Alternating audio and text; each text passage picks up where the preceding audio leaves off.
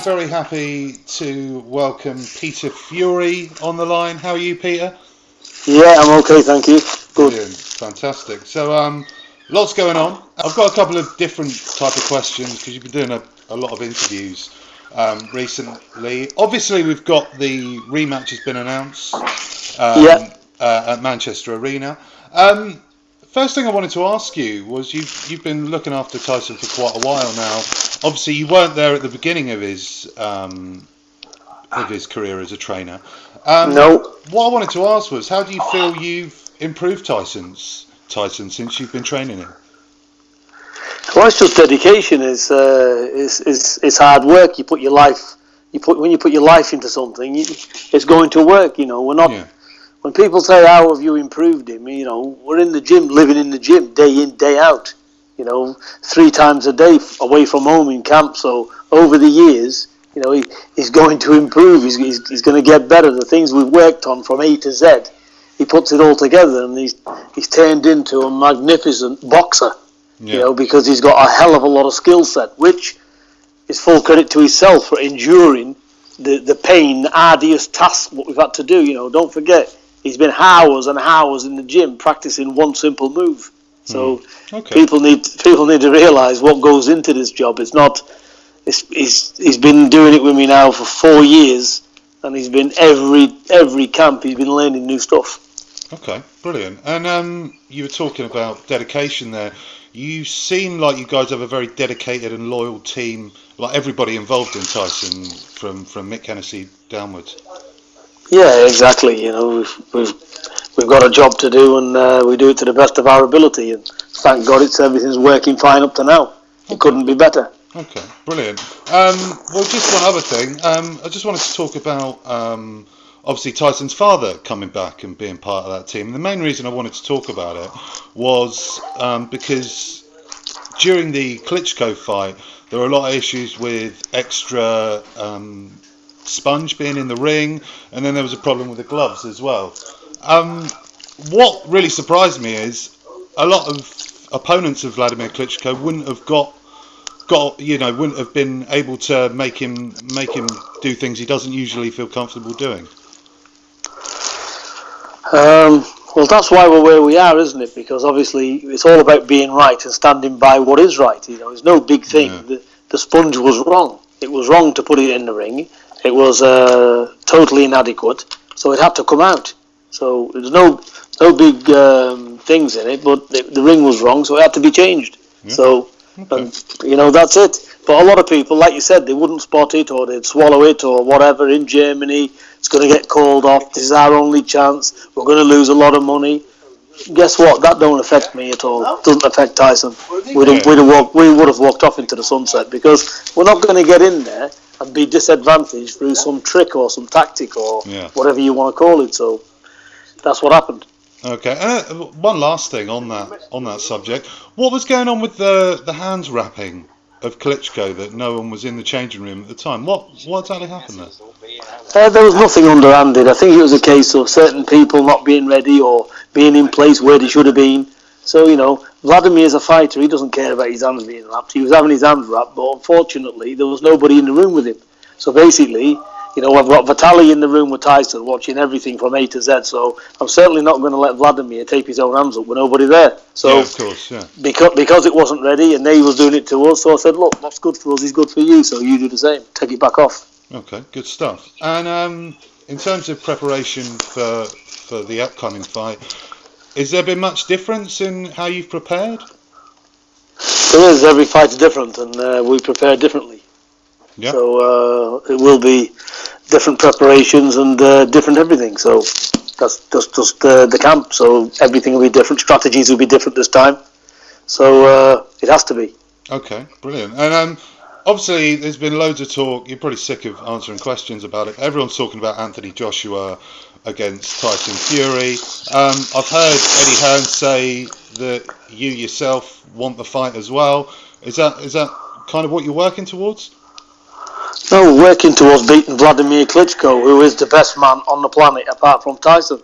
Yeah. You know, that's look who the real heavyweights are, who's tested and proven. So Joshua's a good upcoming prospect, although he's a world champion. So basically, what more can I say? You know, after we get Klitschko out of the way, and you know, anything can happen. So if he comes through that, then by all means, we look at Joshua next for sure. Okay, brilliant. And I've got one question about Joshua. Obviously, it'd be great to get your thoughts on his opponent against Dominic Brazil was announced today. What do you make of that fight? I think it's a good fight for him. Look, he's had 16 fights. It's the first defence of his title. So what's the big deal? He's 6'7". He's been an Olympian. So he's boxed. He's been picked for the Olympics. He's still been picked for that thing. So he's obviously got some good amateur experience. He's 6'7", 17 wins, 15 knockouts. You know, he's got a stoppage over Amir Mansour, whatever. Yeah. Who's fought Cunningham. So he's been in decent circles. It's like people saying he's crap. All right, he ain't no world beater, Dominic Brazili. But you know, he's good for a first defence, and he can punch. Yeah. Well, to be fair, there aren't many opponents out there with Wilder fighting Povetkin in Russia. What do you make of that fight? Who do you think's going to come through? Let me just say this as well, and you know, I'm not sticking up for any promoters or anybody else, but I've tried to make fights for Hughie. Yeah. And I know what these idiots ask. It's all right, people's on about Stevens of the world, on about that. They're asking for lotteries because they think they're going to get a world title tilt. So just because he's picked Brazili, maybe they can't get anybody else because they're holding out for a fortune. So people need to just relax here. He's had 16 fights. Let him get a bit more experience. And listen, Brazili, he's unbeaten, big American, ex-Olympian. That's a good fight for him, I think. Okay, all right. Good, great to get your thoughts on that.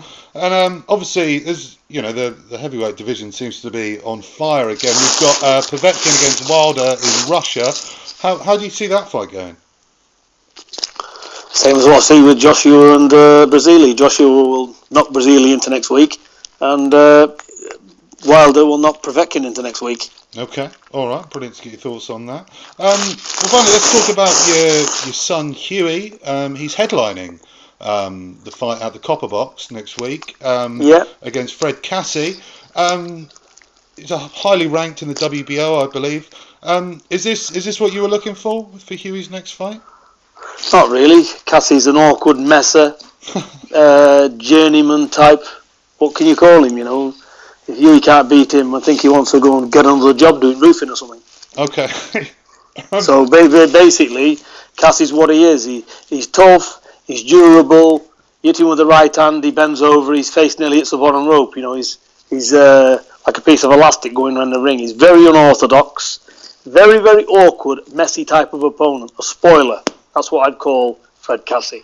He's not to be overlooked. He can give the best of them a run for the money because very, very hard to get him out of there. So he's tough, he's durable, and he will definitely come for the round. So I'm expecting another learning fight for Hughie. So he's a good opponent for where Hughie's at the moment. No world beater Kassi isn't, but he's a good opponent for what we're looking at. Yeah, well, you were talking earlier there about a lot of fighters asking for too much money. You were saying that about Hughie. It seems to be a recurring theme. It's quite hard to get a decent opponent for a fair price. Is that kind of what's going on with Hughie at the moment? Yeah, well, listen, I could give you a load of names that's pulled out due to a bad hand or this and that, you know, and I'm not going to do it, but they're asking for fortunes of money, and they're just not worth it, so we're not going to pay them.